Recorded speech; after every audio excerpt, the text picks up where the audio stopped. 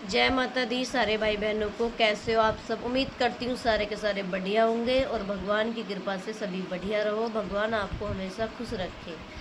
तो सुबह के बज रहे हैं 8:30 और आज ब्लॉग पकड़ लिया है मैंने शुरू 8 बजे ही, क्योंकि फिर थोड़ा थकान वगैरह हो रही है तो थोड़ा आराम वगैरह करेंगे। तो मैंने सोचा कि मैं बता दूं, जो मेरे भाई बहन हैं, मेरे चाहने वाले हैं, मेरे बड़े बुजुर्ग हैं, जिनको ऐसा लग रहा होगा कि कब उस साक्षी का ब्लॉग आए, बताए विवेक के ऑपरेशन के बारे में, किस चीज़ का ऑपरेशन हुआ है, क्या हुआ है, ठीक हुआ है या नहीं हुआ है, तो वो सारे परेशान चल रहे होंगे।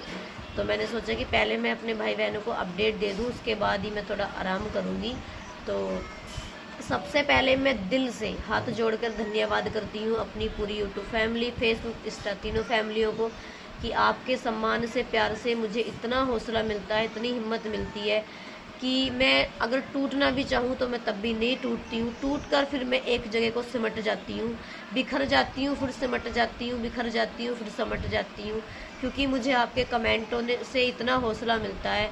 हालांकि आप लोगों का मैंने चेहरा किसी का नहीं देखा है, लेकिन आप लोग सब मेरा चेहरा देखते हो, मेरी वीडियो देखते हो, फिर भी मुझे आपके कमेंटों से इतना हौसला मिलता है कि मैं बयान नहीं कर सकती कि मैं आप लोगों का कैसे धन्यवाद बोलूं और कैसे मैं आप लोगों का शुक्रिया करूं।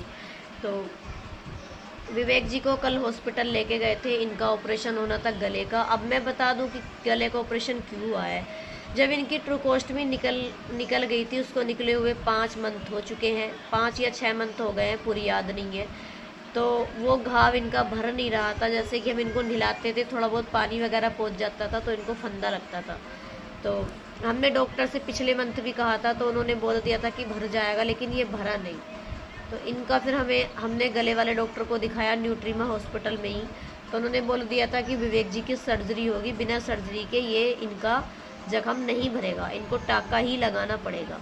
तो हमने उनसे खर्चा पूछ लिया था, तो उन्होंने 15 से 20 हज़ार का खर्चा बता दिया था, बोल दिया था कितना खर्चा आएगा। लेकिन आप लोग समझ जाओ, जब एक बार हॉस्पिटल में बढ़ जाते हैं ना और एक बार उनके अंडर में हो जाते हैं, तो फिर तो जितना वो बिल बैठाएंगे उतना देना पड़ता है। तो उस टाइम हमारे पास इतना मतलब नहीं था कि हम 20 हज़ार भी कर पाएँ। तो हम विवेक जी को घर ले आए थे, हमने उनसे डेट ले ली थी कि भाई हमें डेट दे दो, हम पहले पैसा करेंगे, उसके बाद विवेक जी को लेके आएंगे। फिर हम इनको 17 तारीख को लेकर गए, सॉरी इनको 16 को लेकर गए, और आज है 18 तारीख है, क्योंकि मैंने वीडियो एक दिन बाद डाली थी। देखो ऐसे में समझ में नहीं आता कि बंदा क्या डाले क्या ना डाले, बहुत परेशान रहती हूँ मैं। और जब विवेक जी का ऑपरेशन होता है ना, तो मैं ही सिग्नेचर करती हूँ।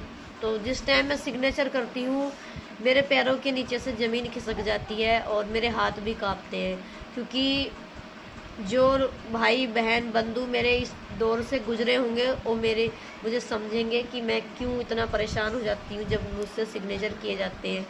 पता नहीं मन में गलत गलत ख्याल आते हैं, जब पता नहीं क्या क्या दिमाग के अंदर आता है, और ये ऐसा मन करता है कि विवेक जी से लिपट कर इतना रोऊं जितना मुझसे रोया जाए। लेकिन अब कहते हैं ना कि हौसला बांधना पड़ता है, हिम्मत बांधनी पड़ती है। फिर यूट्यूब खोल लेती हूँ, फेसबुक खोल लेती हूँ, कमेंटों को पढ़ने लगती हूँ। फिर कमेंट में देखती हूँ, गॉड ब्लेस यू, भैया जल्दी ठीक हो जाएंगे, आप हिम्मत वाली हो, बिटिया घबराओ मत, बेटी घबराओ मत, मेरे बच्चे घबराओ मत।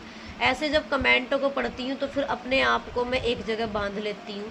फिर सोचती हूँ नहीं, मुझे हारना नहीं है, क्योंकि मेरे कुछ लोगों ने तो मुझे इतने दुख दिए कि जब उनको याद करती हूँ तो जीने की इच्छा भी नहीं होती है। लेकिन जब मैं कमेंट पढ़ती हूँ आप लोगों के, कि किसी से मेरा खून का रिश्ता ना होते हुए भी इतना मेरे लिए आप लोग समझते हो, इतनी इंसानियत है अभी इस जग में, तो मैं फिर अपने आप को समेट लेती हूँ। फिर सोचती हूँ नहीं, सब अच्छा होगा। और क्या हुआ, मेरे कर्म खराब है, मेरे नसीब में धक्के हैं, तो क्या हुआ, इन भाई बहनों के कर्म थोड़ी खराब होंगे, किसी न किसी के तो अच्छे ही होंगे, किसी न किसी की तो दुआ विवेक को लगेगी। तो यही सोच लेती हूँ और सोचती हूँ नहीं नहीं, इतने सारी दुआएं, विवेक को कुछ नहीं होगा। विवेक के भाई इतने हैं, बहनें इतनी हैं, और मेरे जो बड़े बुजुर्ग हैं वो इतनी मेरे वीडियो देखते हैं, तो नहीं भाई विवेक ठीक होंगे। तो बस यही है, जब इनको ओटी में लेके जाते हैं तो इतनी घबराहट होती है और इतना रोना आता है। क्योंकि रोना इसलिए आता है, देखो मैंने भी 25-26 साल की उम्र में इतना दुख देख लिया है कि भगवान किसी की बेटी को ना दिखाए। और ये दुख तो बहुत देख ही रहे हो आप लोग कि ये मेरे लिए कितना कठिन है, लेकिन जो दुख मुझे लोग देते हैं ना, वो इससे भी ज़्यादा मुझे कठिन लगता है। और कहते हैं पता तो चल ही जाता है, देखो कोई अगर किसी को कहेगा तो पता तो चल ही जाएगा। और ये सोशल मीडिया नहीं है, कुछ अपने होते हैं कि वीडियो बनाती है, ये करती है, वो करती है, 100 तरह की मुझे बातें बनी। सोशल मीडिया पर आना मेरी मजबूरी था, मैं अपने पति के लिए आई और पति के लिए हमेशा रहूँगी जब तक मेरे पति ठीक नहीं होंगे। जो मुझसे होगा मैं वो करूँगी अपने पति के लिए, क्योंकि एक पति की कीमत सिर्फ एक सुहागन औरत ही समझ सकती है, शादीशुदा औरत ही समझ सकती है कि पति की कीमत एक पत्नी के लिए क्या होती है। तो जो लोग फालतू बोलते हैं, फ़र्क तो मुझे पड़ता है क्योंकि मुझे थोड़ा बुरा लगता है कि मैं भी किसी की बेटी हूँ, ऐसे किसी को बोल देते हैं, लेकिन क्या करूँ, मेरी भी मजबूरी है व्लॉगिंग करना, वीडियो बनाना। अब अगर आज मैं व्लॉगिंग ना करती, वीडियो ना बनाती, तो विवेक जी के ऑपरेशन गिनवाती हूँ मैं कितने हुए। एक जब हड्डी निकली थी तब इनका 9 घंटे ऑपरेशन चला था, एक इनका वाल डला था तब इनका 2.5 घंटे ऑपरेशन चला था, 2 ऑपरेशन हो गए। उसके बाद उस वाल ने काम करना बंद कर दिया था, फिर इनका ऑपरेशन हुआ था, 3 ऑपरेशन हो गए, फिर 2 इनके पेट के हुए, 4-5 हो गए, और अब ये एक गले का हुआ, 6 हो गए। एक ऑपरेशन इनका और सर का हुआ था, मुझे नहीं पता वो किस चीज़ का हुआ था। 7 ऑपरेशन विवेक जी के हो चुके हैं। तो ये 7 ऑपरेशन विवेक जी के बिना पैसे के तो हुए नहीं है, ये सारे ऑपरेशन मैंने करवाए हैं अपने पति के। मैंने मेहनत की है, फेसबुक पर, यूट्यूब पर इतनी दिन रात में मेहनत करती हूँ, सिर्फ अपने पति के लिए करती हूँ।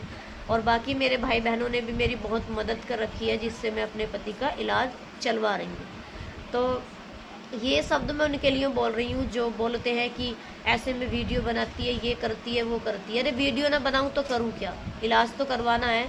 दुनिया तो बिना दुख के भी नंगा नाच नाच के पैसा कमा रही है सोशल मीडिया से। जिनके घर में भरपूर माल भरा हुआ है, भरपूर प्रॉपर्टी है, हर चीज़ें हैं, वो लोग भी नंगे नाच नाच वीडियो बनाकर पैसा कमा रहे हैं। तो हमारा तो दुख है, हमारी तो मजबूरी है। अब हम भाई न कहीं से पैसा नहीं आएगा तो इलाज कैसे चलेगा। तो किसी को बोलने से पहले सोच लेना चाहिए कि कहीं ये दुसा हमारी बेटी के साथ ना हो जो मेरे साथ हो रही है। आदमी को ये सोच लेना चाहिए बोलने से पहले कि अगर इस लड़की की जगह हमारी बेटी खड़ी हो तो क्या गुजरेगी, लेकिन लोग इस चीज़ को नहीं समझते हैं। और विवेक जी का ऑपरेशन अच्छे से हो गया है, बढ़िया हो गया है, और हो रहा तो था ही क्योंकि आप लोगों की दुआएं इतनी है।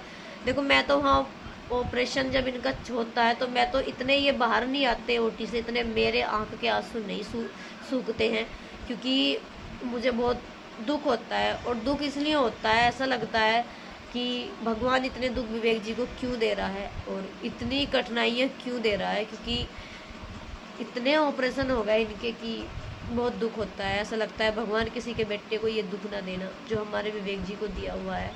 बाकी विवेक जी सोए हुए हैं, मैं आपको दिखा दूँ, ये देखो ये सो रहे हैं अभी। तो विवेक जी नींद आ रही है, निन्नी आ रही, निन्नी देखो वो गहरी नींद में सोए हुए हैं। क्योंकि यही कहना चाहूँगी सारे भाई बहनों से कि आप लोगों ने जो इतना प्यार, सपोर्ट और सम्मान दिया है मुझे और देते आ रहे हो, हमेशा आपकी कर्जदार रहूँगी, हमेशा आपकी आभारी रहूँगी कि आपने मेरे दुख को समझा और मुझे सपोर्ट किया। बाकी सारे भाई बहन ऐसी सपोर्ट करते रहें जिससे मैं अपने पति का इलाज करवा लूँ और अच्छे से ठीक हो जाएं, और ये भी एक दिन आप सभी को धन्यवाद बोले। बस यही आप लोगों से थोड़ी सी उम्मीद है कि आप लोग मेरा साथ नहीं छोड़ोगे और हमेशा के लिए मेरे साथ रहोगे।